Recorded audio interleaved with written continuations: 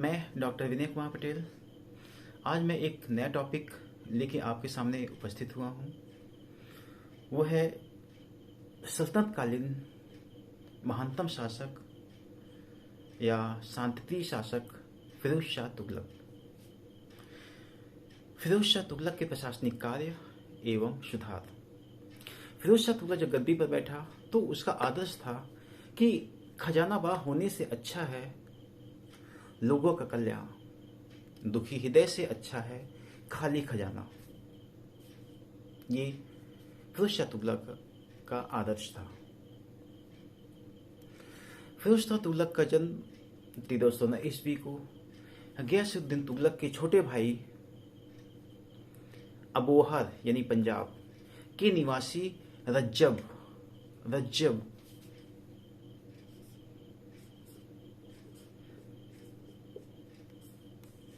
रज्जब एवं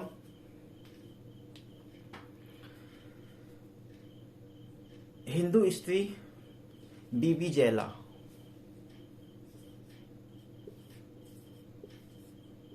बीबी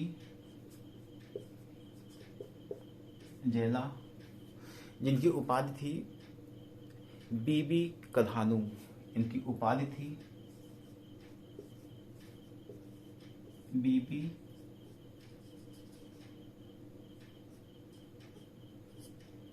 कधानू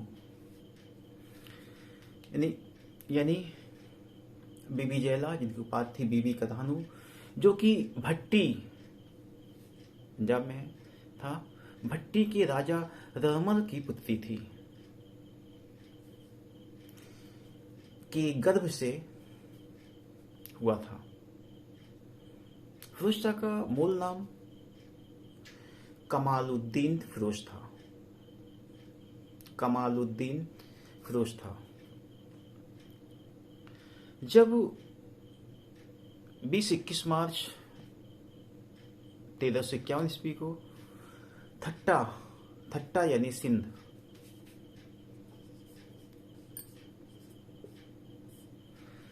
थट्टा जो सिंध में है था में जब मोहम्मद बिन तुगलक की मृत्यु हुई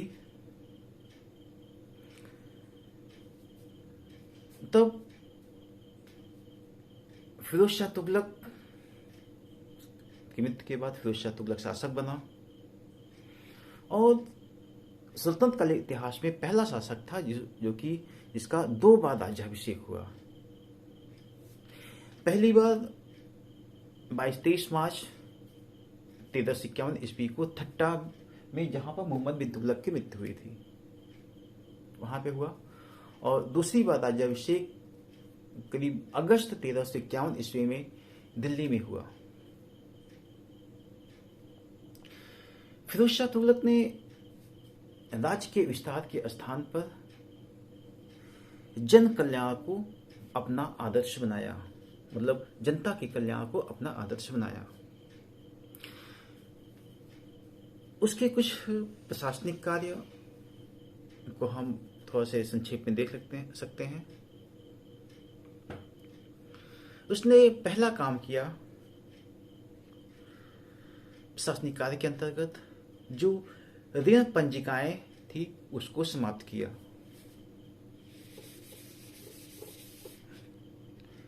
पहला काम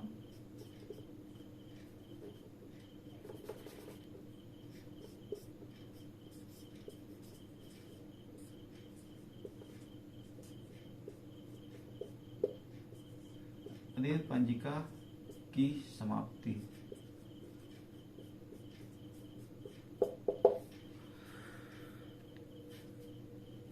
ये जो ऋण पंजिका थी मोहम्मद तुगलक के शासनकाल में करीब 2 करोड़ टन का सरकारी कृषि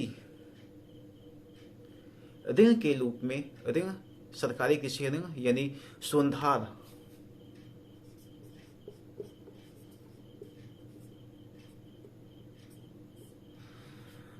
के रूप में जो मोहम्मद बिन तुगलक ने दिया था। और ऋण लेने वाले का नाम एक ऋण पंजिका में, रजिस्टर में दर्ज था। जब सुल्तान फिरोज शाह जब शासक बना तो उसके वजीर मलिक मकबूल, इसका जो वजीर था वो था मलिक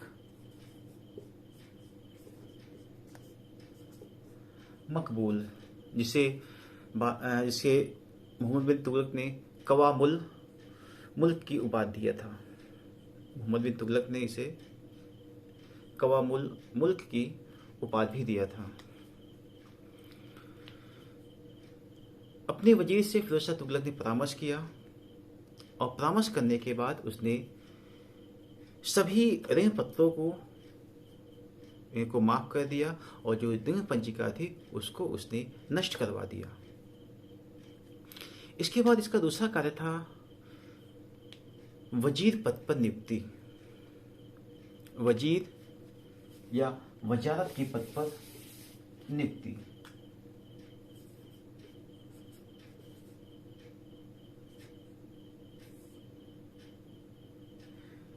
वजीर के पद पर नियुक्ति। मैंने भी आपको बताया भी था कि जब फिरोज शाह तुगलक शासक बना, और ये भी कहा जाता है कि तुगलक काल जो था ये एक हिसाब से देखा जाए तो वजारत का या वजीरों का स्वर्णकाल था। गद्दी पर बैठने के बाद वजीर पद पर उसने मलिक मकबूल, जिसे खाने जहां भी कहा, मैंने अभी जो नाम लिखा था मलिक मकबूल खाने जहां को उसने अपना वजीर बनाया। और जो मलिक मकबूल खाने जहां को जो उसने बनाया था उसको मैंने बताया भी था अभी कि मोहम्मद बिन तुगलक ने इसे कवामुल मुल्क की उपाधि दिया था। ये मलिक मकबूल जो था ये तेलंगाना का एक ब्राह्मण था, एक पंडित था। इसका जो मूल नाम था वो था कुन्नू। इसका जो मूल नाम था वो था कुन्नू, या कहीं कहीं पर फूल मिलता है।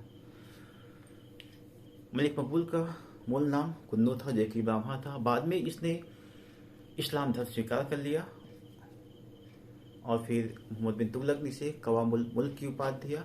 और फिर जब फिरोज शाह तुगलक शासक बना तो उसने इसको अपना वजीर बनाया।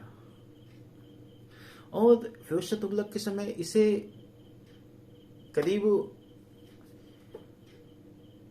13 लाख टंका इसे वेतन प्राप्त होता, वार्षिक वेतन प्राप्त होता था।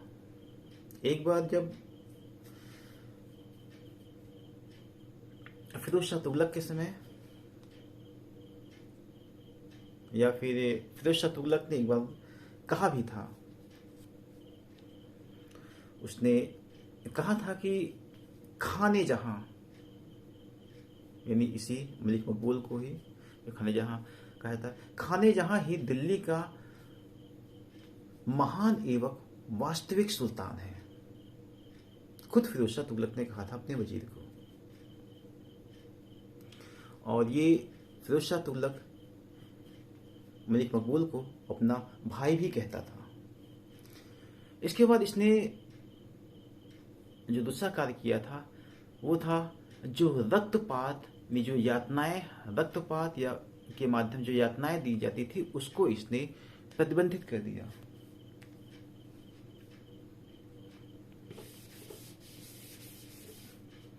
मतलब रक्तपात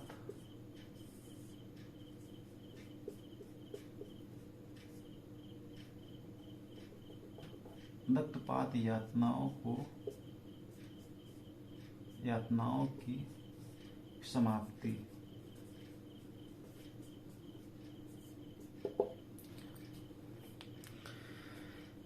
तारीखी फिरोजशाही एवं तारीख फिरोजशाही एवं फतवाए जहांदारी का लेखक जियाउद्दीन बर्नी कहता है कि सबसे बड़ा जो कारण था जिसने फिरोज शाह के शासन को स्थिरता प्रदान किया या फिर स्थायित्व प्रदान किया, वह था सियासत यानी मृत्युदंड पर प्रतिबंध था। सियासत यानी मृत्युदंड पर प्रतिबंध था जो फिरोज शाह तुगलक के शासन को स्थायित्व प्रदान किया। और राजद्रोह या अपराधी के लिए दंड देना सरकारी कानून का कर्तव्य था, जो कि शरीयत में इसकी मान्यता नहीं थी। और सुल्तान जो फिरोज शाह तुगलक जो शरीयत को, इस्लामी सिद्धांतों को मानता था, जब शरीयत में या इस्लामी कानून में इसकी मान्यता नहीं थी तो उसने इस दंड को समाप्त कर दिया। जो रक्तपात यातनाएं दी जाती थी उसको समाप्त कर दिया। इसके बाद उसने जो अगला कार्य किया था वो था राजस्व एवं आर्थिक व्यवस्था में सुधार। राजस्व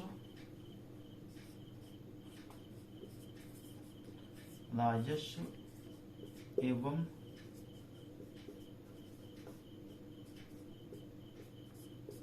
आर्थिक व्यवस्था में सुधार। फिरोज शाह तुगलक ने राजस्व एवं आर्थिक व्यवस्था के दो उद्देश्य थे। इसका जो पहला उद्देश्य था वो ये था कि राज्य की आय में वृद्धि करना। पहला उद्देश्य कि राज्य की आय में वृद्धि करना। दूसरा उद्देश्य था जो करदाता जो टैक्स देते थे उनके ऊपर से बोझ को या भार को कम करना। जियाउद्दीन बर्नी कहता है कि फिरोज शाह के शासन को स्थायित्व प्रदान करने का एक जो दूसरा कारण था वह उसका आदेश। दूसरा कारण यह आदेश था कि खराज या खिराज भू राजस्व कहा जाता था, तथा जजिया जो गैर मुस्लिमों से लिया जाता था, हिंदुओं से, जिसे फिरोज शाह तुगलक जिम्मी कहता है। जजिया उत्पादन के अनुसार लगाया जाए। उत्पादन यानी बर हुक्मे हासिल। उत्पादन को यहां पे कहा गया है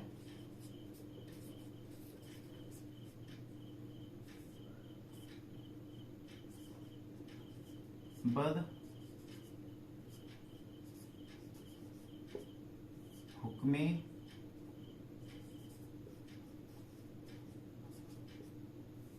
हासिल। उत्पादन को बद हुक्मे हासिल कहा गया है,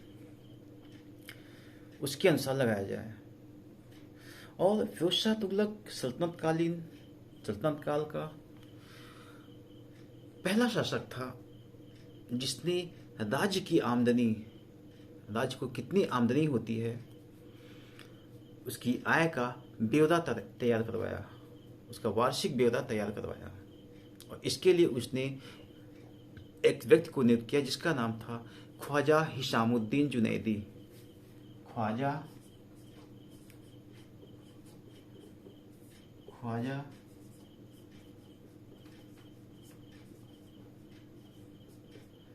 हिशामुद्दीन जुनैदी। उसने ख्वाजा हिशामुद्दीन जुनैदी को नियुक्त किया और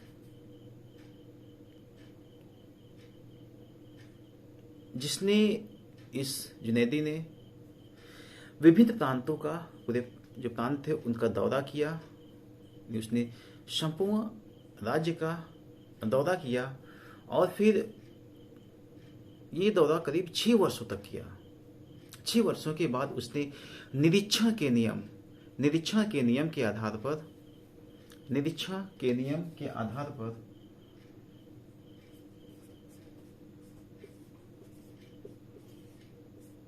निरीक्षण के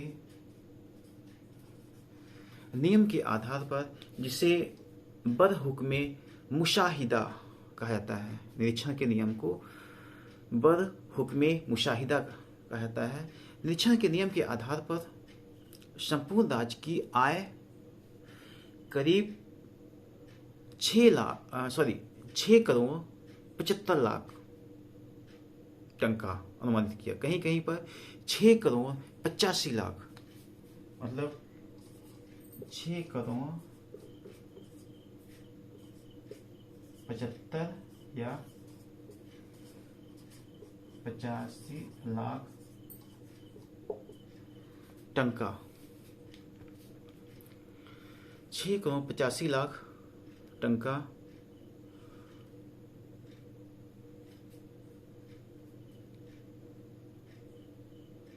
निर्धारित किया। 6 करोड़ 75 लाख मोहम्मद हबीब निजामी लिखते हैं अपनी बुक में। मोहम्मद हबीब निजामी की बुक में 6 करोड़ 75 लाख है, जबकि अन्य बुकों में देखें तो 6 करोड़ 85 लाख है टंका निर्धारित किया। इसके अलावा उसने जो बंजर भूमि थी उसको उसने कृषि योग्य बनाने के लिए किसानों को अनेकों प्रकार से सहयोग भी दिया। अनेकों प्रकार से उसने जो बंजर भूमि थी, जो जिसमें उत्पादन नहीं हो रहा था, उसको उपजाऊ बनाने के लिए अनेकों प्रकार से सहयोग भी दिया। लेकिन ये जो 6 करोड़ 75 या 85 लाख जो टंका है, इसमें जो दोआब का जो राजस्व प्राप्त होता था वो इसमें शामिल नहीं था, क्योंकि शम्स ए सिराज अफीफ कहता है कि दोआब का राजस्व करीब 80 लाख टंका था, वो इसमें शामिल नहीं होता था, वो अलग से था वो। इसके अलावा फिरोज शाह तुगलक ने किसानों की भूमि का सर्वेक्षण कराया, माप कराया और उसके अनुसार उसने टैक्स निर्धारित किया। इसी कारण हेनरी एलियट और एल्फिंस्टन ने फिरोज शाह तुगलक को सल्तनत काल का अकबर कहा है। जैसा कि W.H. मोरलैंड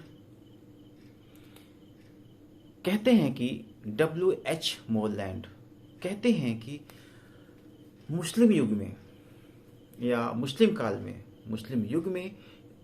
काल में यह प्रथम घटना थी जिसके द्वारा सल्तनत की आय जानने का प्रयास किया गया। इसके अलावा फिरोज शाह तुगलक ने गृह कर, चारागाह कर, क्रय विक्रय कर सहित करीब 24 करों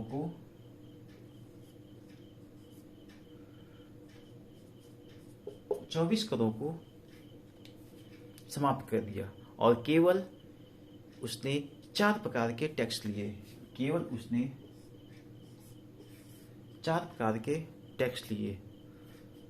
4 प्रकार के कर थे: जजिया, जकात, खुम्स और खराज।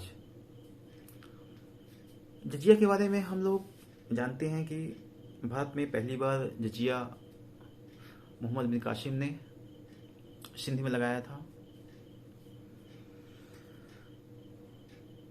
लेकिन फिरोज शाह तुगलक क्योंकि इस्लामी शरीयत कानून को मानता था, उसके अनुसार उसने 4 प्रकार के ही टैक्स लगाया।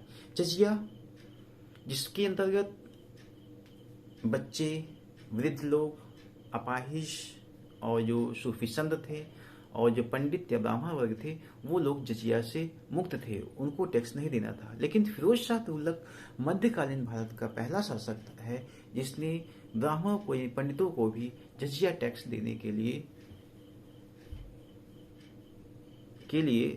अनिवार्य कर दिया। इसके अलावा जो दूसरा टैक्स था वो था जकात। जकात यानी जो धनी मुसलमान थे, उनकी संपत्ति से लिया जाने वाला कर था करीब 2.5% था, 2.5%। जकात 2.5%, 2.5% लिया जाता था। और तीसरा जो कर था वो था खराज या खिराज, यानी जो भू राजस्व था, जो लगान कर था, जो भूमि कर था, उसे खराज या खिराज था। ये जो था ये उपज का 1/3 से लेके, उपज का 1/3 से लेके 1/5 तक प्रतिशत तक लिया जाता था। और जो चौथा कर था वो था खुम्स या खम्स। खुम्स, ये जो खुम्स था होता है, ये युद्ध से प्राप्त, युद्ध में लूटे गए धन से जो टैक्स लिया जाता था उसे खुम्स कहा जाता था। इस्लामी कानून के अनुसार अभी तक क्या था, इसके पूर्व चाहे मोहम्मद बिन तुगलक हो, चाहे अलाउद्दीन खिलजी हो, उन लोगों ने खुम्स या खम्स जो टैक्स लिया वो इस्लामी कानून, शरीयत कानून के अनुसार नहीं लिया था। लेकिन फिरोज शाह तुगलक ने शरीयत कानून को मानते हुए उसने 1/5 भाग राज्य को निर्धारित किया, मतलब 1/5 भाग राज्य को, और 4/5 भाग सैनिकों को दिया। लेकिन मोहम्मद बिन तुगलक और अलाउद्दीन खिलजी ने शरीयत कानून को पालना करते हुए इसके विपरीत लिया। फिरोज शाह तुगलक किसानों को प्रोत्साहित भी करता था। प्रोत्साहित करने के लिए उसे अनेकों प्रकार की उन्हें आर्थिक सहायताएं भी देता था। और आर्थिक सहायता के साथ साथ उसने जो कृषि योग्य जो भूमि थी उसका विस्तार भी किया। जो बंजर भूमि थी उसको कृषि योग्य भी बनाया। और कृषि का विस्तार करने के लिए, कृषि योग्य भूमि का विस्तार करने के लिए करीब उसने 100 लाख टन का उसने रकम भी प्रोवाइड कराई। और इसके साथ साथ उसने किसानों को एक और सुविधा दी, उसने नहरों का निर्माण कराया। जैसा कि गैस तुगलक पहला शासक था जिसने नहरों का निर्माण कराया था, लेकिन फिरोज शाह तुगलक ने 5 नहरों का निर्माण कराया, 5 बड़ी नहरों का निर्माण कराया। लेकिन अगर हम इसकी नहरों की बात करें तो जो समकालीन इतिहासकार था शम्स ए सिराज अफीफ केवल फिरोज शाह के समय की 2 नहरों की बात करता है, वो 2 नहरों का उल्लेख करता है। इसके अलावा हम याहिया बिन अहमद सरहिंदी ने तारीख ए मुबारक शाही लिखा है। उसने तारीख ए मुबारक शाही में 4 नहरों का उल्लेख किया है। लेकिन अन्य समकालीन ग्रंथों को देखें तो उसने 5 बड़ी नहरों का निर्माण कराया। पहली नहर जो करीब 150 मील लंबी थी, पहली नहर जो करीब 150 मील लंबी थी या यमुना से हिसार तक थी, यमुना से हिसार तक 150 मील लंबी थी। जो सबसे बड़ी नहर थी वो थी उलुग खानी नहर। उलुग खानी नहर जो कि सबसे लंबी थी, 150 मील।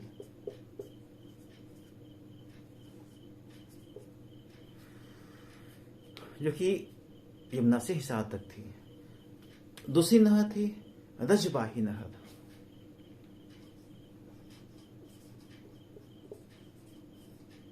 रजबाही या रजबाह,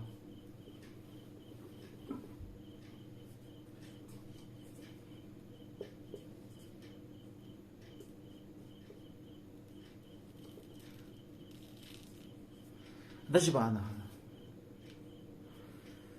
ये जो रजबाह नहर थी ये सतलुज नदी से घग्गर नदी तक थी। सतलुज से घग्गर तक थी। ये 96 मील लंबी थी, वो 150 मील लंबी थी, ये 96 मील लंबी थी। और तीसरी जो नहर थी वो सिरमौर की पहाड़ी से लेके वो हांसी तक थी। तीसरी नहर सिरमौर मौर की पहाड़ी से लेकर वो हांसी तक थी। चौथी नहर घग्गर से लेकर फिरोजाबाद तक थी, घग्गर से फिरोजाबाद तक थी।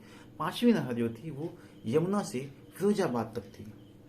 इनमें से जो अधिकांश नहरें थी वो हरियाणा क्षेत्र में थी। और नहरों से सुल्तान को की जो वार्षिक आय जो प्राप्त होती थी वो करीब 2 लाख टंका प्राप्त होती थी।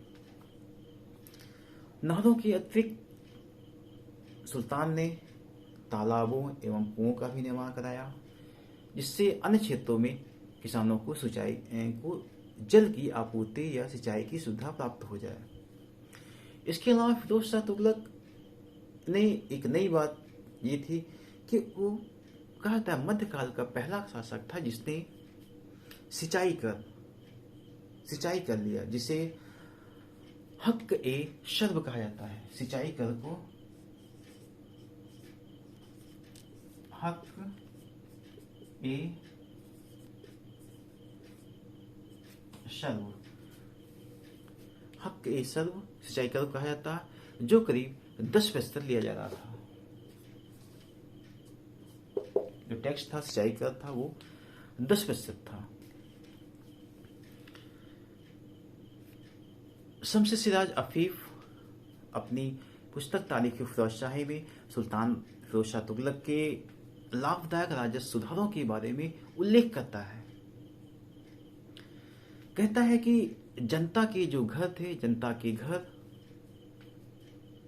अन्न, संपत्ति,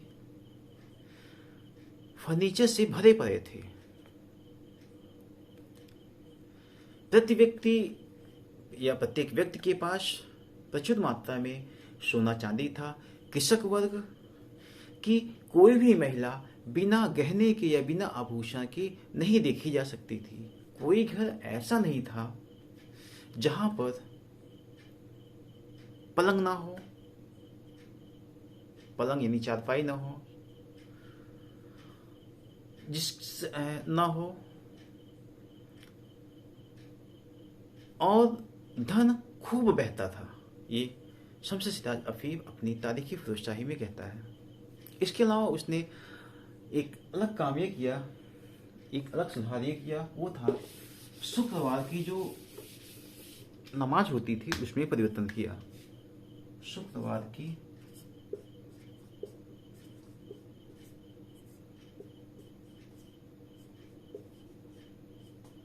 जुम्मे की नमाज,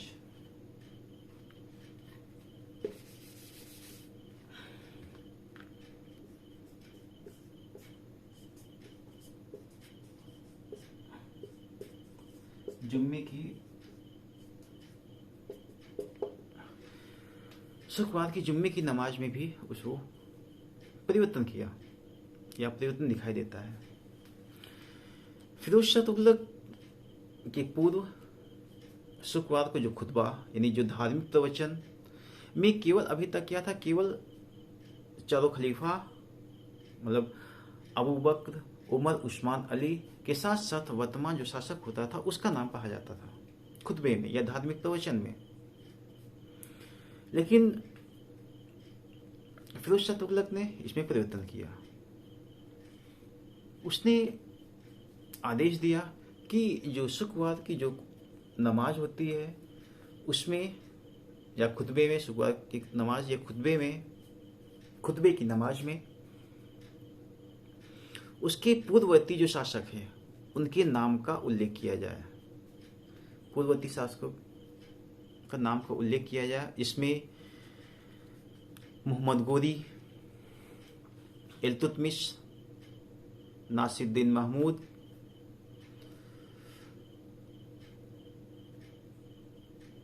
गयासुद्दीन बलबन, जलालुद्दीन फिरोज शाह खलजी, अलाउद्दीन खलजी, कुतुबुद्दीन मुबारक शाह खलजी, गयासुद्दीन तुगलक, और मोहम्मद बिन तुगलक, इतने लोगों का शुक्रवारी खुतबे, शुक्रवारी नमाज में,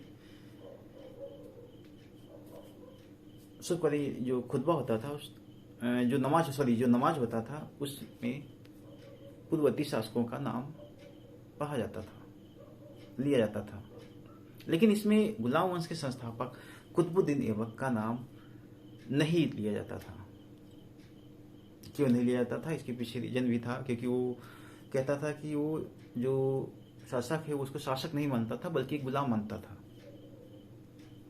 इसके साथ साथ फिरोज शाह तुगलक ने अपने दो उत्तराधिकारी, उसके फिरोज शाह तुगलक के जो दो उत्तराधिकारी थे, नासिरुद्दीन मोहम्मद बिन फिरोज शाह एवं अलाउद्दीन सिकंदर शाह का नाम भी खुतबे में शामिल किया। और फिरोज शाह जब प्रत्येक शुक्रवार की जो नमाज अदा कर लेता था, करने के बाद एक उसका नियम था कि वो मोहम्मद बिन तुगलक की जो बहन थी खुदा बंद ज़्यादा को देखने जाता था। खुदा बंद ज़्यादा को, जो मोहम्मद बिन तुगलक की बहन थी, प्रत्येक नमाज के बाद, शुक्रवारी नमाज के बाद वो उसे देखने जाता था। इसके अलावा उसने एक और सुधार किया, वो था वंशानुगत नियम।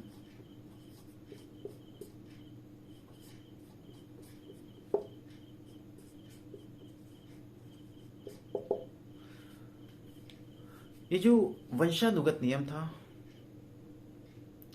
फिरोज शाह तुगलक ने यह नियम बनाया कि यदि कोई सैनिक या किसी सैनिक की मृत्यु हो जाती है तो उसका पद उसके पुत्र को स्थायी रूप से दे दिया जाए। यदि उसका पुत्र नहीं है, यदि उसके कोई पुत्र नहीं है तो उसके दामाद को, यदि दामाद भी नहीं है तो स्थायी रूप से उसके दास को, और यदि उसके पास कोई दास भी नहीं है तो उसकी महिलाओं को यह पद दिया जाए। इसके अलावा फिरोज शाह तुगलक ने एक और आदेश जारी किया कि कोई सैनिक जो घुड़सवारी के लिए बहुत वृद्ध हो, सेवा में रखा जाना था, किंतु उसे अपने स्थान पर सेवा के लिए अपने पुत्र को प्रतिनिधि के रूप में, अपने पुत्र को प्रतिनिधि के रूप में भेजना था। यदि पुत्र ना हो तो दामाद को, और वह भी ना हो तो उसके दास को। कुछ समय बाद फिरोज शाह तुगलक ने एक और आदेश जारी किया कि यदि किसी सरकारी कर्मचारी की मृत्यु हो जाती है तो उसके बाद उसके एक से अधिक पुत्र हैं तो उसकी जो व्यक्तिगत संपत्ति है उसके उत्तराधिकारियों में बांट दी जाती थी। लेकिन इसको सुनिश्चित करने का अधिकार उसने उच्च पदों पर जो पदासीन लोग थे उनको दिया। यानी जो उच्च पदों पे जो पदासीन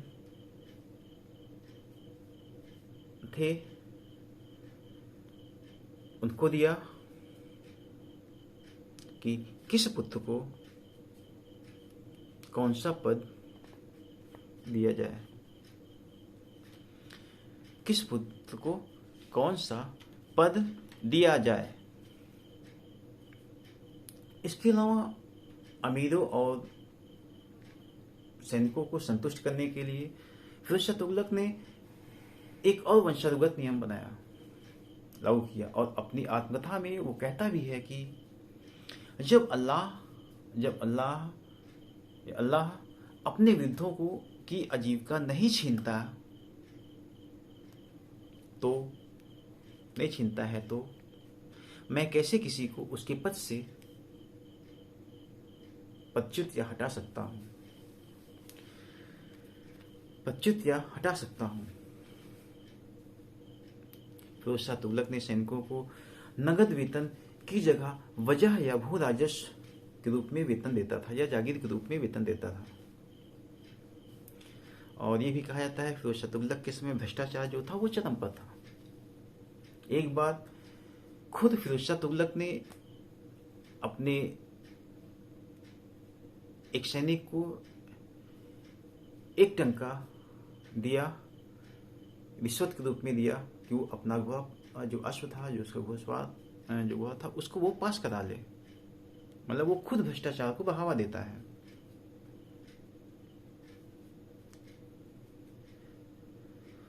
और फिरोज शाह तुगलक का कहना भी था कि ऐसे ही क्षेत्रों में अपनी सत्ता स्थापित की जाए, ऐसे क्षेत्रों में अपनी सत्ता स्थापित की जाए कि जिनको केंद्र से आसानी से, मतलब इनको केंद्र से आसानी से शासन किया जा सके, ऐसे क्षेत्रों में अपनी सत्ता स्थापित की जाए। फिरोज शाह तुगलक ने अपनी आत्मकथा लिखी, जो कि पहला मध्यकालीन शासक था जिसने अपनी आत्मकथा लिखी। अपनी आत्मकथा फुतुहात फुतुहात ए फिरोजशाही में लिखता है कि शासन के प्रथम 6 वर्षों में मिस्र के खलीफा से उसने 2 बार सुल्तान पद की स्वीकृति प्राप्त की। उसका कहना है था कि उसे पैगंबर मोहम्मद साहब के पांव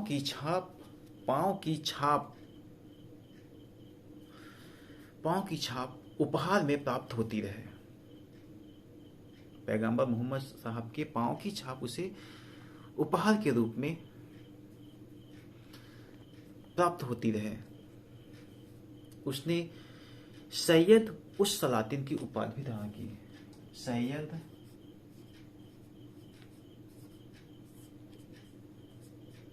उस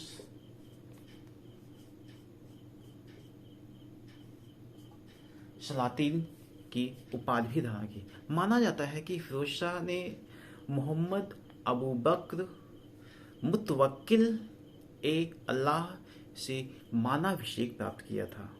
मोहम्मद अबू बकर मुतवक्किल ए अल्लाह से मानाभिषेक पत्र प्राप्त किया था। फिरोज शाह तुगलक सल्तनत काल का पहला शासक था जिसने राज्य का चरित्र इस्लामिक घोषित किया।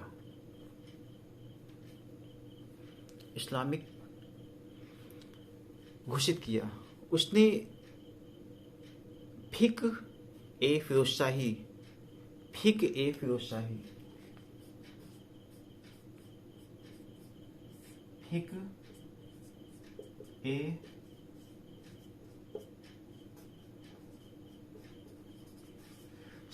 यानी जो इस्लामिक कानून का जो संग्रह था, फिक्र फिरोजशाही का संकलन कराया।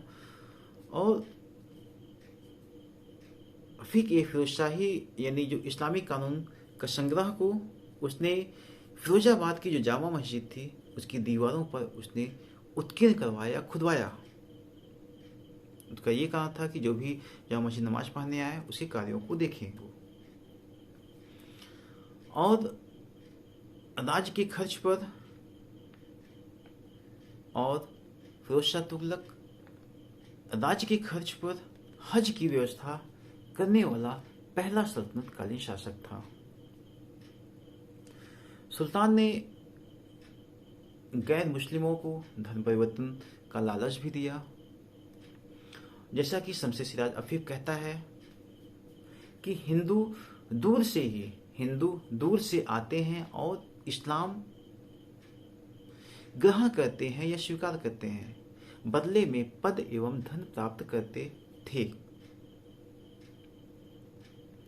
ऐसा कहा जाता है कि फिरोज शाह तुगलक का जो शासनकाल था वो ग्रामीण समृद्धि एवं खुशहाली का काल था। इसके अलावा सुल्तान फिरोज शाह ने अनेक मानवतावादी कदम उठाए। सुल्तान ने चोरी, हत्या इत्यादि के संदर्भ में हाथ पैर जो काट लिया जाता था, काट लेने की जो प्रथा थी, वो उसने बंद करवा दिया। जवाबित यानी जो गैर मुसलमानों के लिए कानून था, जवाबित यानी जो गैर मुसलमानों के लिए कानून था या राजनियम था, वो उसने जवाबित कानून को लागू किया। और सुल्तान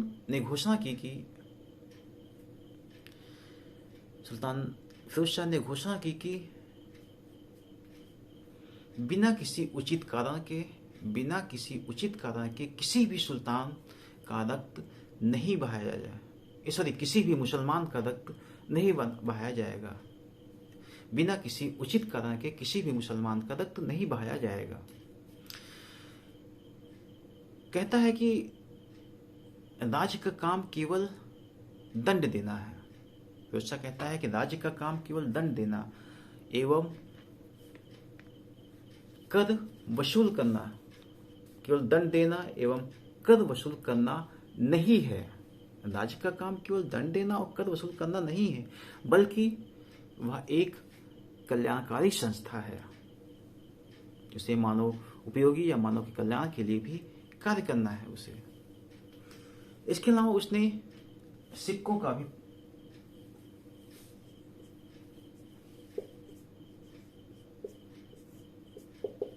कुछ नए सिक्कों का भी प्रचलन किया।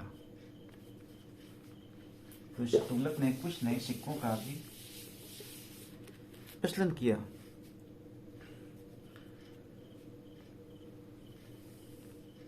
फिरोज शाह ने नए प्रकार के जो सिक्के चलाए, उस पर खलीफा का नाम अंकित कराया।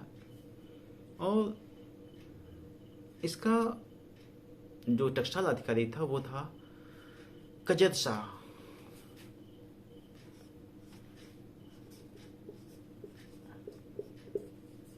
कजर शाह टकसाल अधिकारी था फिरोज शाह तुगलक का। फिरोज शाह ने चांदी का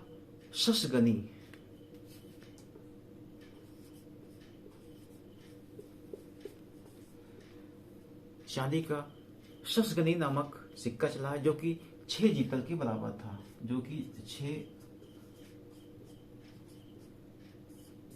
जीतल के बराबर था। और इसके अलावा उसने 8 जीतल मूल्य के बराबर एक हस्तगानी भी चलाया, जो कि 8 जीतल के बराबर था। इसे चिहल ओ हस्तगनी भी कहा जाता है इस सिक्के को। इसके अलावा उसने 2 अन्य सिक्के भी चलाए, जिसे अद्धा या बिख कहा जाता है। अद्धा या बिख, अद्धा या बिख नामक तांबा एवं चांदी का सिक्का भी निकाला। ये जो अद्धा और बिख था, वो अद्धा यानी आधा और बिख मतलब 1/4, आधा और चौथाई भाग होता था अद्धा और बिख। और सुल्तान फिरोज शाह ने सिक्कों पर अपने नाम के साथ साथ, सिक्कों पर उसका अपना नाम तो था ही, इसके साथ साथ उसने अपने उत्तराधिकारी पुत्र फतेह खां का नाम भी अंकित किया। फतेह खां का नाम भी उसने सिक्कों पर अंकित किया। और इसका जो वजीर था मलिक मकबूल खान जहां, ये सिक्कों के विषय में कहता है, सिक्कों के विषय में एक मजेदार बात कहता है कि राजा के सिक्के एक कुंवारी पुत्री की तरह है। राजा के सिक्के एक कुंवारी पुत्री की तरह हैं, जिसे सुंदर एवं आकर्षक होने के बावजूद भी कोई पा नहीं सकता है। ये खाने जहां मकबूल कहता है सिक्कों के विषय में। इसके अलावा फिरोज शाह ने महल के जो अंदर जो अनेकों प्रकार के सुंदर भित्ति चित्र दीवारों पर जो बनाए गए थे, उनको हटवा दिया, उनकी पुताई करवा दिया, चूना करवा दिया, और खाना खाने हेतु जो सोने चांदी के जो बर्तन थे उसको भी प्रतिबंधित कर दिया। इसके अलावा उसने जो सोने चांदी के जो बर्तन थे उसको प्रतिबंधित कर दिया। इसके अलावा उसने जो रेशमी यानी जो जरी के जो वस्त्र थे उसको पहनने पर भी उसने मना कर दिया। और इन वस्त्रों के ऊपर जो मानव की जो आकृतियां, जो चित्र बने होते थे, उनको भी उस पर भी उसने रोक लगा दिया।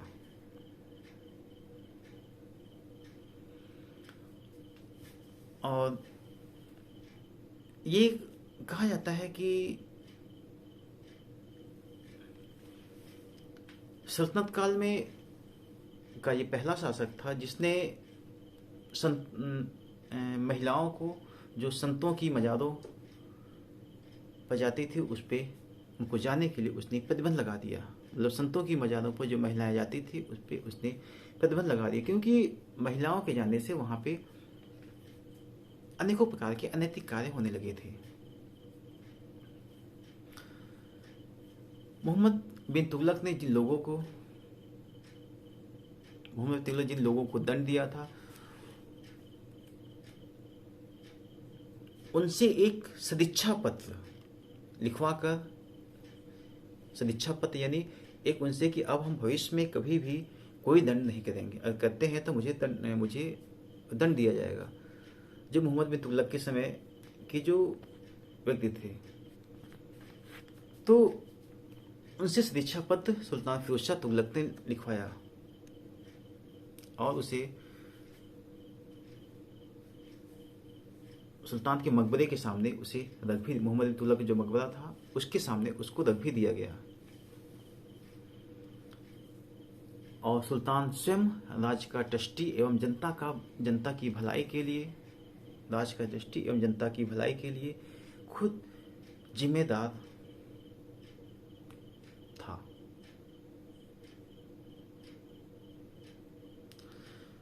सुल्तान ने सूबेदार द्वारा, जो प्रांतों के जो सूबेदार होते थे, जो प्रांतपति होते थे, सुल्तान को जो भेंट देने की जो प्रथा थी उसको भी इसने समाप्त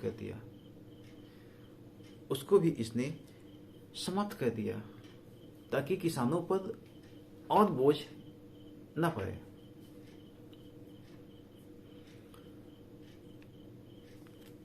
और हम देखते हैं कि फिरोज शाह के समय एक आंदोलन भी शुरू हुआ था जिसे महदवी आंदोलन कहते हैं। महदवी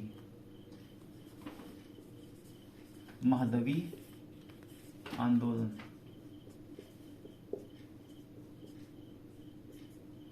महदवी आंदोलन को शुरू किया था सैयद मोहम्मद ने।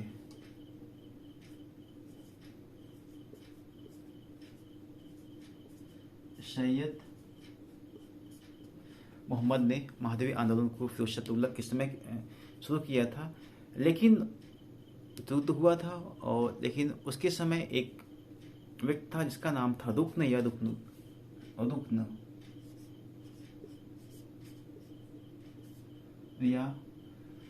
रुकनुद्दीन, चाहे रुकन कहिए चाहे रुकनुद्दीन कहिए।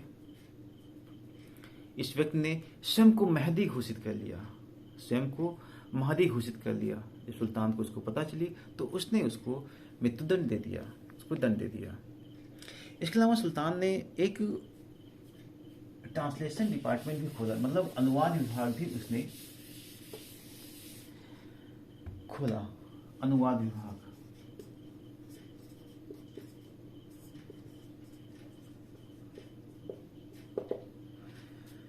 एक अनुवाद विभाग भी खोला। कहा जाता है कि मध्यकाल का पहला शासक था जिसने व्यवस्थित रूप से एक अनुवाद विभाग ने राज्य में अनुवाद विभाग की स्थापना किया। इसके अंतर्गत उसने जो हिंदू जो धर्मग्रंथ थे जो संस्कृत में थे उनको उसने फारसी भाषा में अनुवाद कराया। फिरोज शाह का जो राजकवि था अजीजुद्दीन किरमानी, राजकवि था अजीजुद्दीन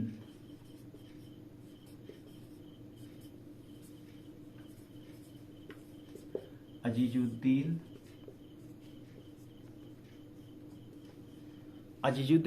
किरमानी जो फिरोज शाह तुगलक का राजकवि भी था। इसे खालिद खानी भी कहा जाता है।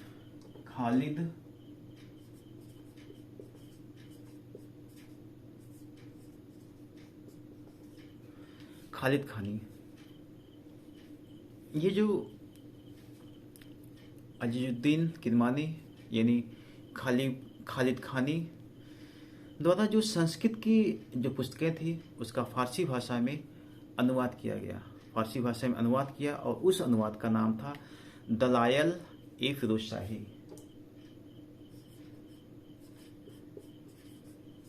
दलायल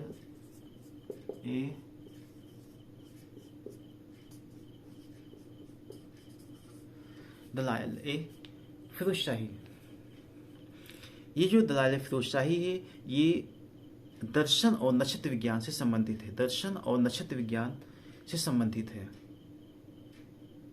इन संस्कृत ग्रंथों को सुल्तान ने करीब 1361-62 ईस्वी में नागरकोट की विजय के दौरान जो ज्वालामुखी मंदिर हिमाचल प्रदेश, जो ज्वालामुखी मंदिर हिमाचल प्रदेश है वहां से लाया था।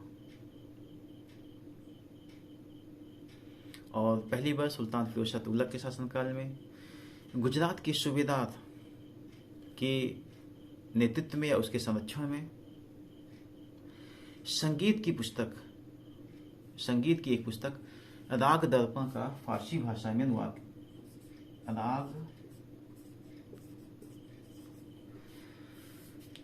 राग दर्पण का फारसी भाषा में अनुवाद किया गया, जो कि भारतीय संगीत पर पहला ज्ञात फारसी ग्रंथ है, भारतीय संगीत पर पहला ज्ञात फारसी ग्रंथ है। और कहा जाता है फारसी भाषा का सल्तनत काल में सर्वाधिक विकास फिरोज शाह तुगलक के समय हुआ था। इसके अलावा उसने अगला जो काम किया वो था सार्वजनिक नियमावली विभाग, जिसे शोहरत ए आम कहा जाता है। सार्वजनिक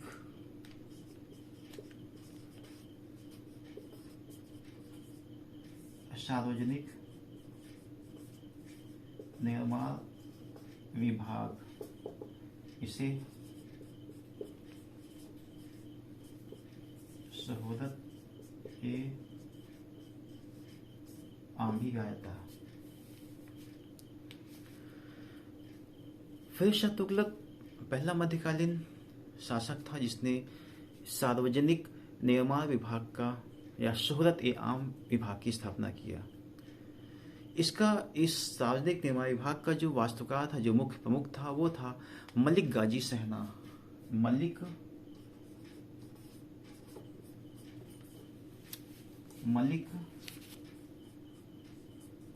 गाजी शहना, ये इसका मुख्य वास्तुकार था, मतलब मुख्य राजमिस्त्री था। और इसका सहायक था अब्दुल हक।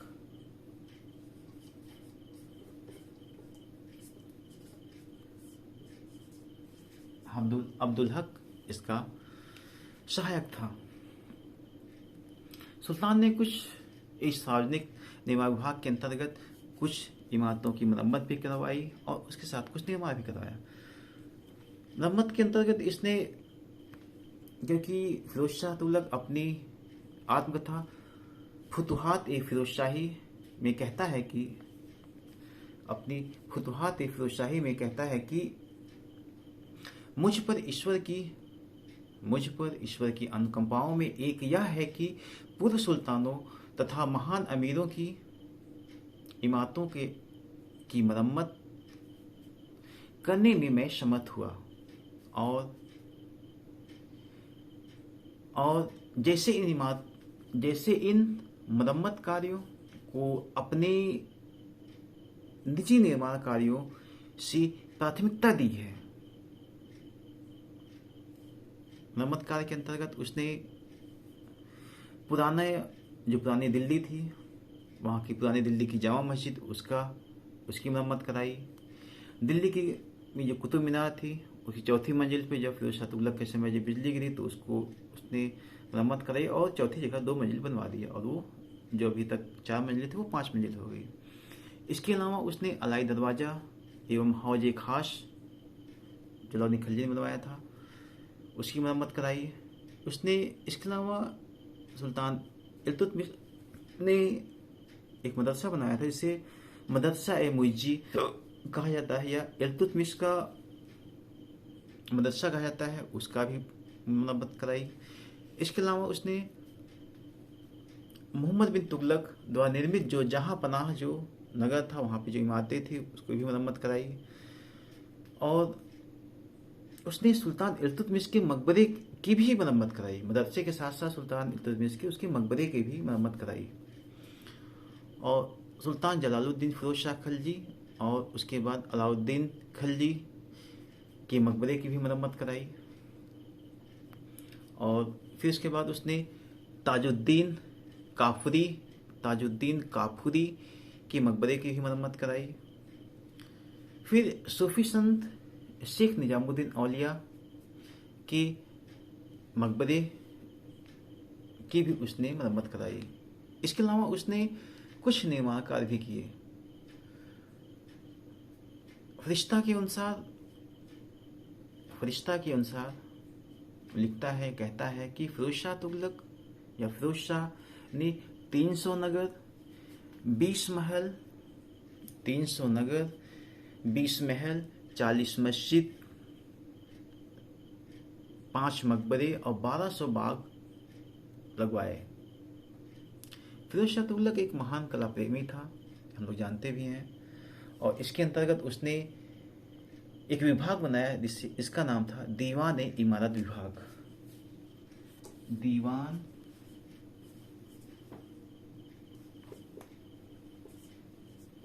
दीवान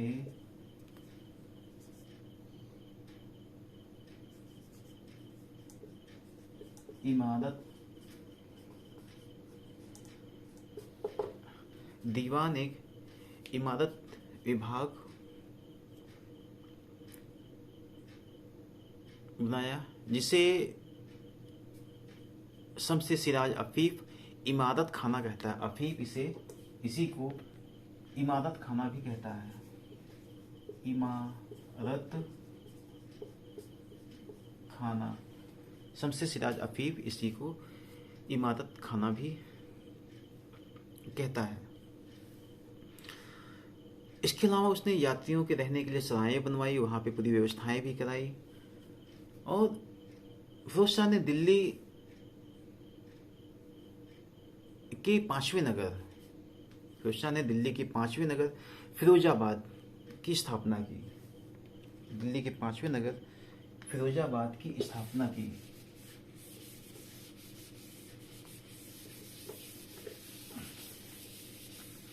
और यही फिरोजाबाद बाद में फिरोज शाह कोटला के नाम से प्रसिद्ध हुआ, और फिरोजाबाद की स्थापना की। और ये फिरोजाबाद फिरोज शाह तुगलक का सबसे प्रिय नगर था, और इसी फिरोजाबाद को अंतिम नगर भी कहता है। अंतिम नगर या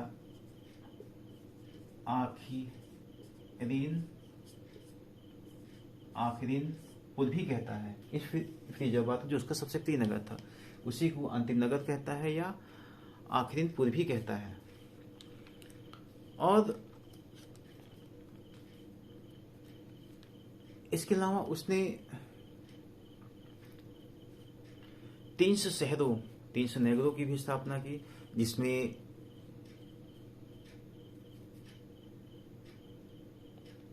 सुल्तान का जो भाई था जौना खां के नाम पर उसने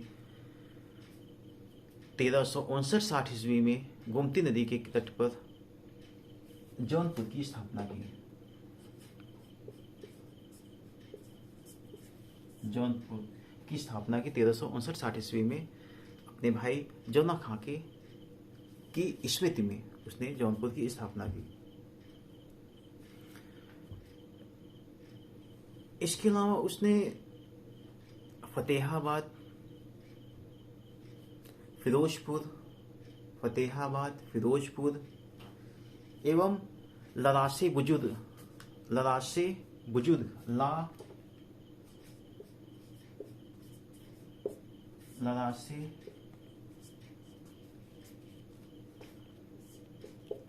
के स्थान पर उसने हिसार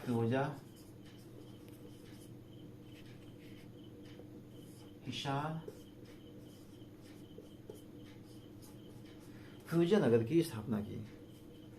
लराशे बुजुर्ग के स्थान पर उसने हिसार फिरोजा नामक नगर की स्थापना की। इसके अलावा इसने फिरोजी जामी मस्जिद या फिरोज शाह का मकबरा भी बनवाया, मतलब अपना मकबरा भी बनवाया।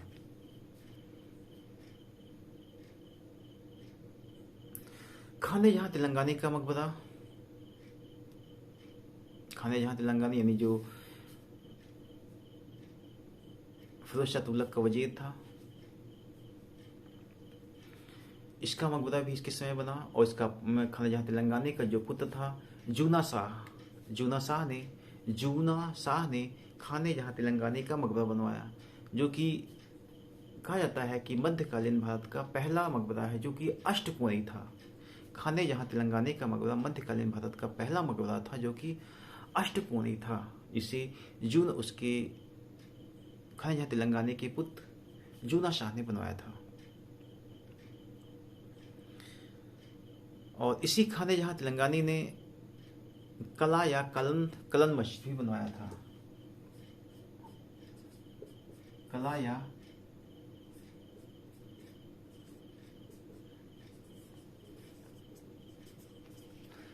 या कलन मस्जिद भी बनवाया था 1375-76 ईस्वी में।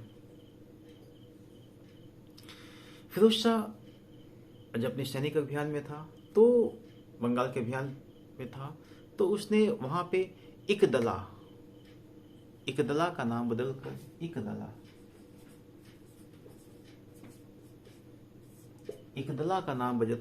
उसने आजादपुर या मुक्त नगर कर दिया। इसका नाम बदलकर उसने आजादपुर या मुक्त नगर कर दिया। इसके अलावा उसने पडुआ का, जो कलकत्ता में ही था, पडुआ का नाम बदलकर फिरोजाबाद कर दिया।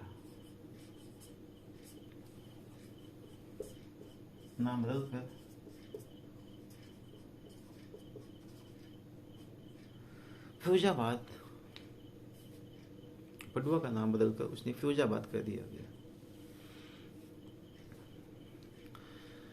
सुल्तान ने फिरोजाबाद में फिरोज शाही अपने नाम फिरोज शाही मदरसा की स्थापना की। और इस मदरसे का जो प्रधानाचार्य था वो था जलालुद्दीन रूमी। फिरोज शाही मदरसे का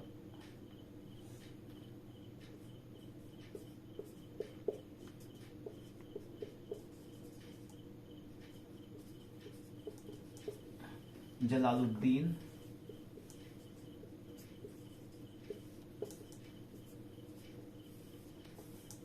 फिरोज शाही मदरसे का जो प्रधानाचार्य था वो था जलालुद्दीन रूमी।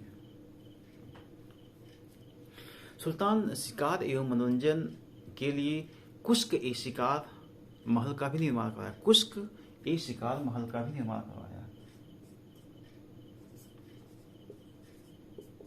कुश्क ए शिकार महल का भी निर्माण करवाया। इसके अलावा उसने उसकी जो व्यक्तिगत संपत्ति थी, फिरोज शाह तुगलक की जो व्यक्तिगत संपत्ति थी, उसकी देखभाल के लिए उसने एक अलग अलग विभाग ही बनवाया। उसके पास जो पर्सनल उसका जो धन था, जो संपत्ति थी, उसकी देख रेख के लिए एक अलग विभाग भी बनवाया। इसकी देखभाल उसके जो निजी जो कर्मचारी थे वो करते थे। इसके अलावा फिरोज शाह ने गया, बिहार में है, गया में एक सूर्य मंदिर बनवाया। गया में एक सूर्य मंदिर बनवाया। इसके जो संस्कृत अभिलेख है उसमें 2 बार, संस्कृत अभिलेख में करीब 2 बार फिरोज शाह तुगलक का नाम लिखा हुआ है। सुल्तान ने श्री पालचरित का लेखक, जैन लेखक राजशेखर को भी पुरस्कृत किया। श्री पालचरित का लेखक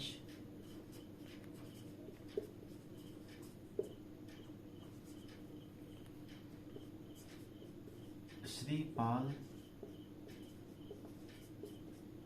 चरित का लेखक राजशेखर को भी उसने पुरस्कृत किया। और राजगीर यानी बिहार, राजगीर में एक शिलालेख मिला। राजगीर के जो शिलालेख जो अंकित है उसमें पार्श्वनाथ, जो 23वें जैन धर्म 23वें तीर्थंकर थे पार्श्वनाथ, राजगीर की जो शिलालेख है उसमें जो पार्श्वनाथ की मंदिर है उसकी मरम्मत सुल्तान फिरोज शाह तुगलक ने खुद कराया, उसके आदेश पर हुआ। इसके अलावा फिरोज शाह तुगलक के साथ 3 हिंदू सरदार, वो हमेशा उसके साथ फर्श पे बैठते थे। फिरोज शाह तुगलक प्रारंभ में पाकपाटन यानी अजोधन के एक चिश्ती संत थे, उनका नाम था फरीदुद्दीन गज ए शकर, जिन्हें हम लोग बाबा फरीद के नाम से भी जानते हैं। ये उनका अनुयायी था और सब इबादत भी मनाता था। और ये गज शंकर का अनुयायी था ही, इसके साथ साथ वो जो इस्लामी पर्व था शब बारात, उसको भी बहुत धूमधाम से मनाता था। फिरोज शाह तुगलक प्रारंभ मतलब कि कहा जाए तो फिरोज शाह तुगलक बहराइच में जो एक संत की मजार थी, मतलब सैयद सलार मसूद उर्फ गाजी मियाँ, बहराइच के सैयद सलार मसूद उर्फ गाजी मियाँ के मकबरे पर वो करीब 2 बार दर्शन भी करने गया। वो 2 बार वहाँ पे दर्शन भी करने गया, जैसा कि मोहम्मद बिन तुगलक भी इसके पहले गया था। इसके अलावा फिरोज शाह तुगलक ने जागीरदारी प्रथा को पुनः प्रारंभ किया। जागीरदारी प्रथा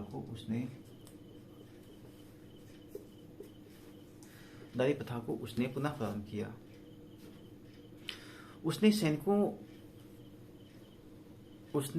सैनिकों,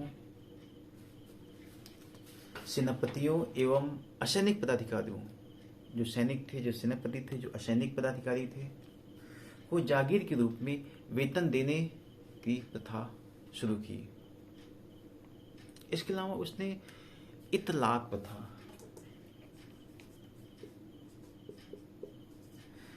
प्रथा को भी शुरू किया। फिरोज शाह तुगलक ने प्रारंभ किया।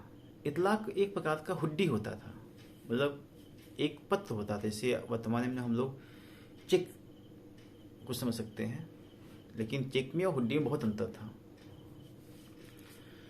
जिसकी सहायता से इतलाक जो होता था, इतलाकनामा या जो पत्र होता था, उसकी सहायता से वो जो सैनिक, जो राजस्व अधिकारी थे,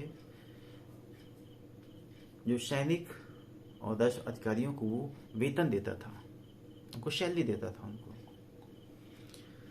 सुल्तान फिरोज शाह ने एक विभाग स्थापित किया था जिसका नाम था दीवान ए बंदगान।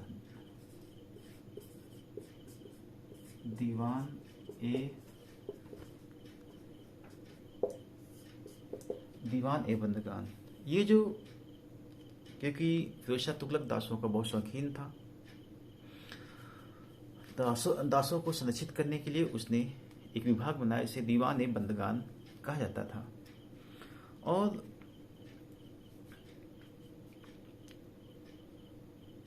दासों को जो भर्ती और निरीक्षण करने का काम जो करता था वो था अर्ज ए बंदगान। अर्ज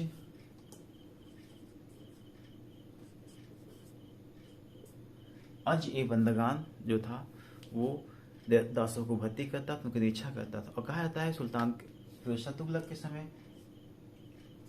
1,80,000 दास थे, जिसमें से 12,000 दास कारखानों में और 40,000 दास महलों में कार्य करते थे। मतलब उसके दरबार में 1,80,000 दास थे, जिसमें 1,80,000 दास में 12,000 दास जो कारखानों में काम करते थे, उससे अपनी जीविकोपार्जन करते थे, और 40,000 दास जो थे वो महलों में की देखभाल करते थे।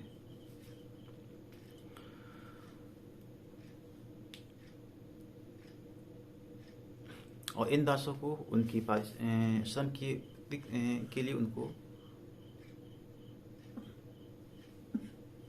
के लिए उनको वेतन भी दिया जाता था। वेतन भी दिया जाता था।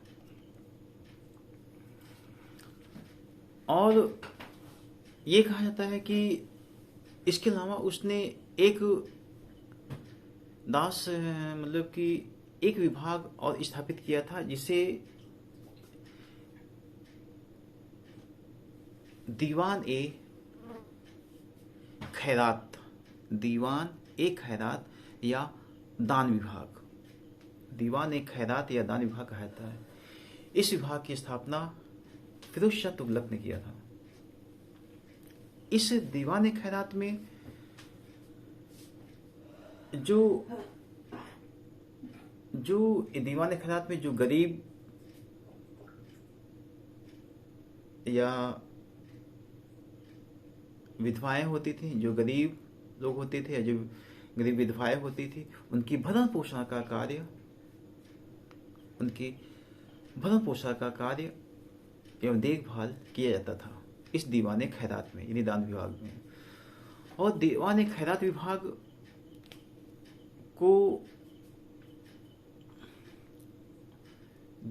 विभाग के अंतर्गत एक विवाह विभाग भी था। दीवान ए खैरात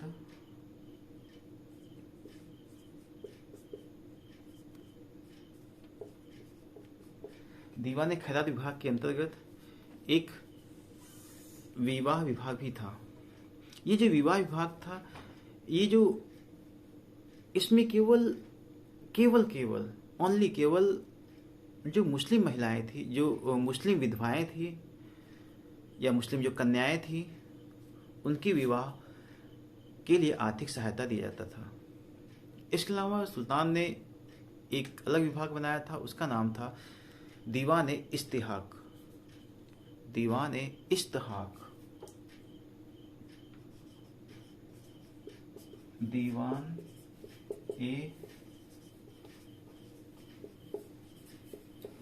इस्तिहाक यानी पेंशन विभाग।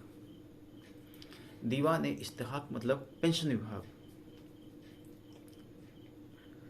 ये जो दीवान ए इस्तिहाक था, इसमें जो निर्धन लोग थे, जो वृद्ध लोग थे, जो वृद्ध लोग थे, उनको सामाजिक सुरक्षा प्रदान करने के लिए इस विभाग की स्थापना की गई थी। इसके अलावा सुल्तान ने एक विभाग बनाया, उसका नाम था वो रोजगार दफ्तर। रोजगार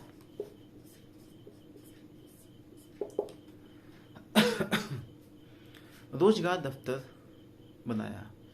इस रोजगार दफ्तर में या रोजगार विभाग में जो बेरोजगार व्यक्ति थे, जिनको कहीं काम नहीं मिलता था, उनको काम देने के लिए दिल्ली में एक रोजगार दफ्तर बनाया गया। दिल्ली में एक रोजगार दफ्तर बनाया गया और सभी बेरोजगारों को इस दफ्तर में पंजीकृत किया गया और उन्हें उनकी आवश्यकता के अनुसार उन्हें रोजगार प्रोवाइड कराया गया, उनको उपलब्ध कराया गया। इसके अलावा उसने एक और विभाग बनाया जिसका नाम था दारुल शफा।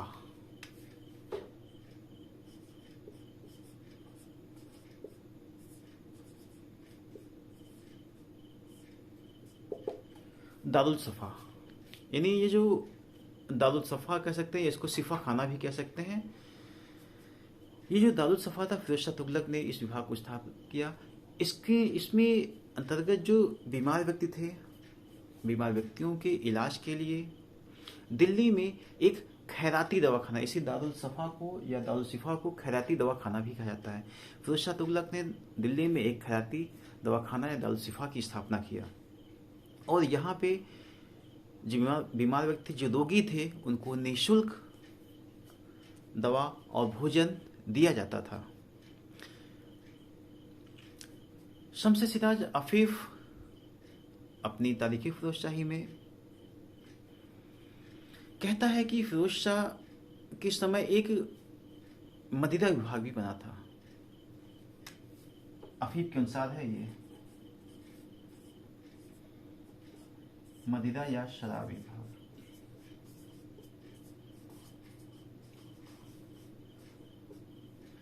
शम्स सिराज अफीफ अपनी पुस्तक तारीख फिरोज शाही में कहता है कि फिरोज शाह तुगलक इसमें मदिरा विभाग या शराब विभाग भी बनाया गया था।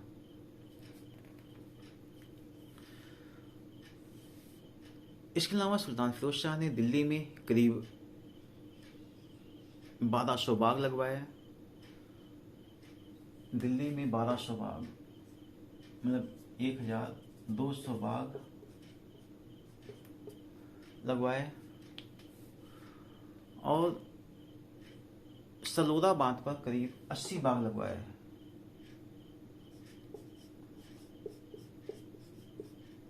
सलोरा बांध पर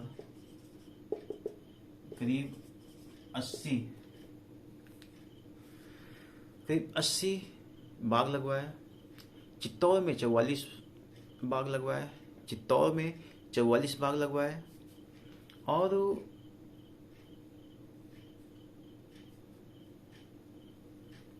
अलाउद्दीन खिलजी के दौरान जो करीब 30 जो पुराने बगीचे या बाग लगवाए गए थे, उसको उसने फिर से लगवाया, मरम्मत करवाई, फिर से लगवाया। और इन बागों में काले और सफ़ेद अंगूर पैदा होते थे। काले और सफ़ेद अंगूर पैदा होते थे। काले और सफ़ेद अंगूर। और उसने फलों की गुणवत्ता सुधारने का कार्य भी किया। इन बागों से सुल्तान को करीब 1,80,000 टंके की आय होती थी। 1,80,000 टंके से आय होती थी। फिरोज शाह तुगलक के समय सम्राट अशोक की जो लाटें थी,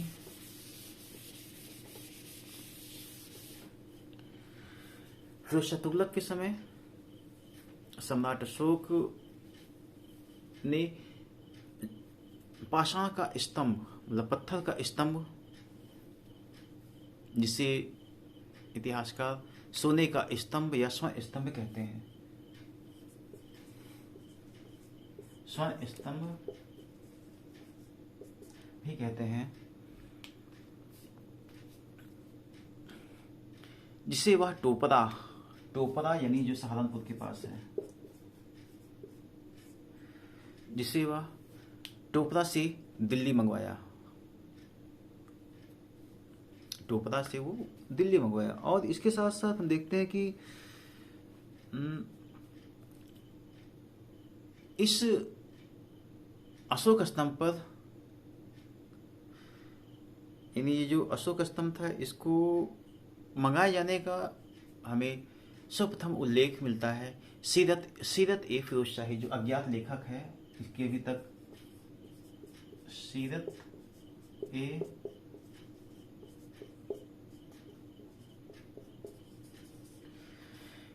इसके लेखक का अभी तक पता नहीं चला है। और ये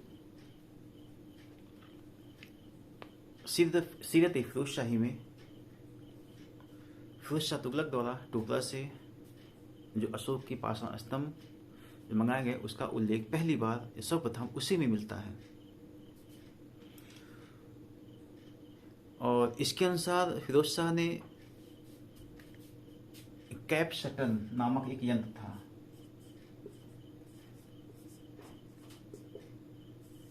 कैपशटन नामक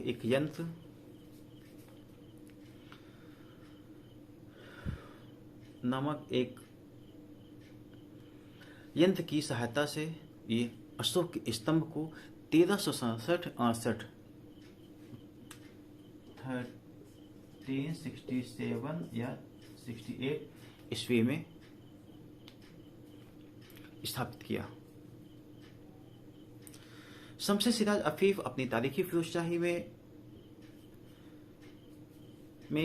फिरोज शाह तुगलक के एक स्तंभ, फिरोज शाह तुगलक का एक स्तंभ को वो फिरोज शाह पोटला में और दूसरा जो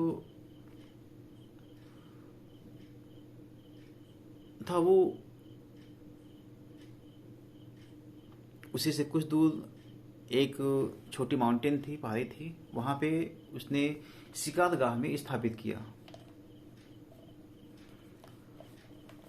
और अशोक के ये पाषाण जो स्तंभ थे, स्तंभ को स्वर्ण स्तंभ या सुनहरी स्तंभ या भीमसेन की लाट या फिरोज शाह की लाट या दिल्ली शिवालिक की लाट के नाम से जाना जाता है इस स्वर्ण स्तंभ या अशोक के पाषाण स्तंभ को।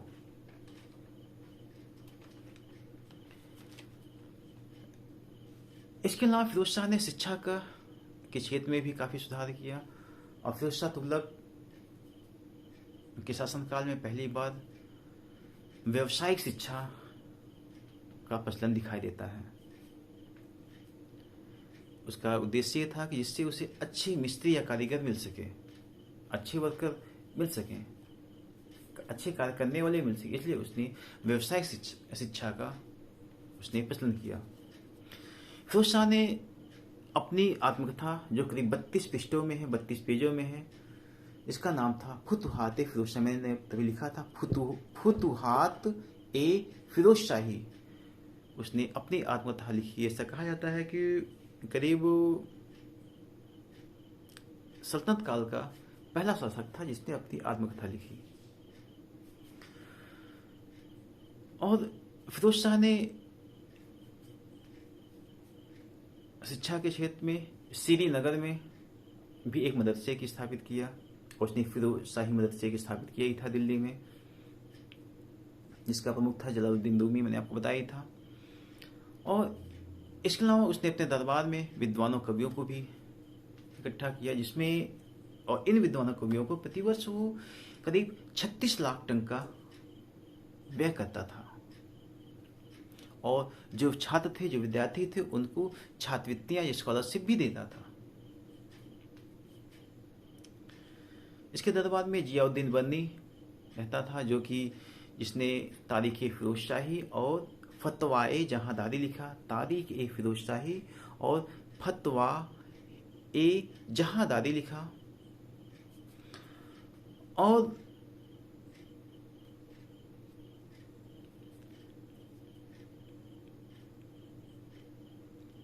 ये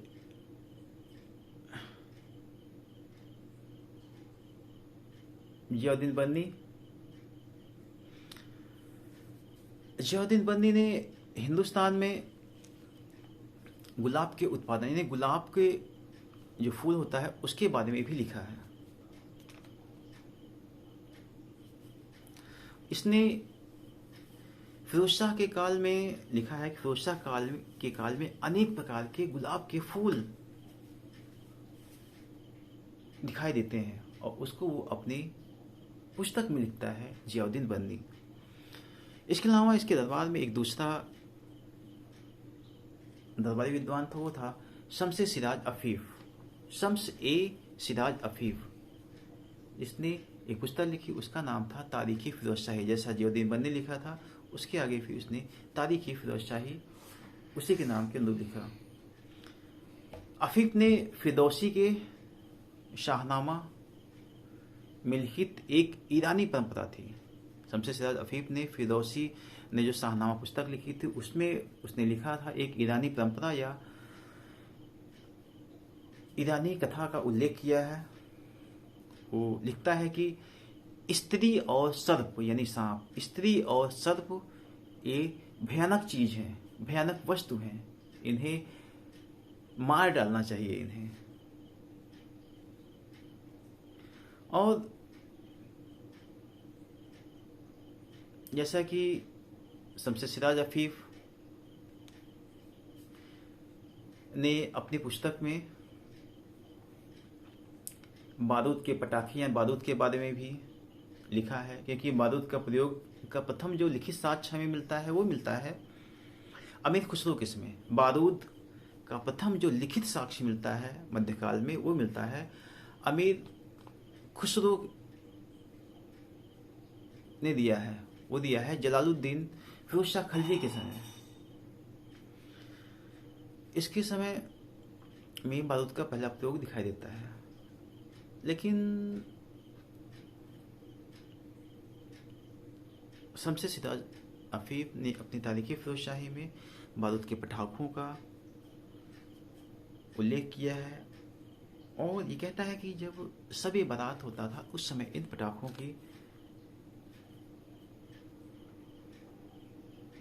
पटाखों को उस समय जलाया जाता था। इसके अलावा फिरोज शाह तुगलक के समय फिक ए फिरोज शाही, मैंने अभी लिखा भी था, फिक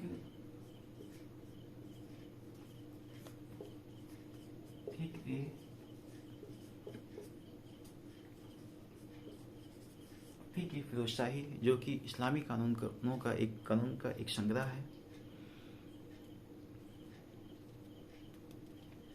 या फारसी भाषा में लिखा गया है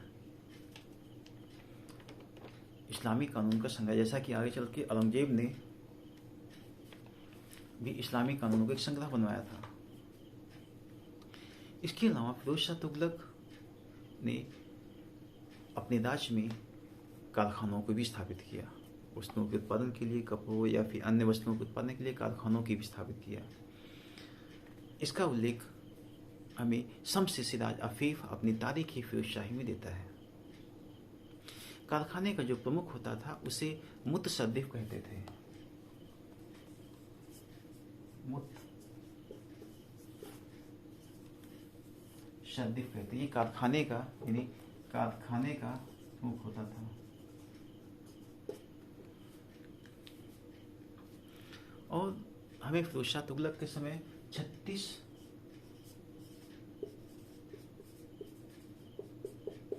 कारखानों का उल्लेख मिलता है और इन 36 कारखानों को 2 भागों में बांटा गया है। एक रातवी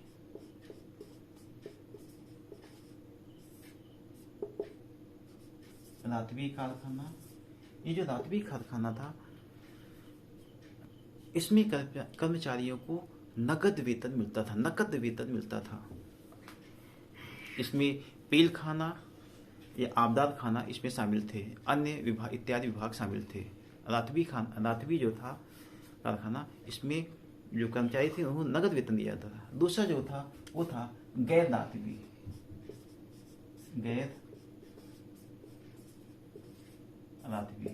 इसमें जो कर्मचारी थे उन्हें नकद वेतन नहीं दिया जाता था, उनका वेतन निश्चित नहीं था। इसके अंतर्गत कुछ विभाग थे जैसे अलम खाना। अलम खाना ये पताका से संबंधित था।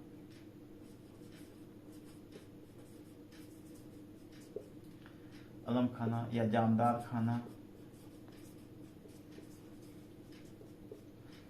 ये पताका से संबंधित था, वस्त्रों से संबंधित था इत्यादि इन विभागों में शामिल थे। ऐसा कहा जाता है कि फिरोज शाह तुगलक के लिए एक सेट जूता करीब 70,000 टंकी में खरीदा गया था। एक सेट जूता, एक जोड़ी जूता करीब 70,000 टंकी में खरीदा गया था। इस प्रकार हम कह सकते हैं कि फिरोज शाह तुगलक मध्यकालीन भारत का एक कल्याणकारी निरंकुश शासक था। धन्यवाद।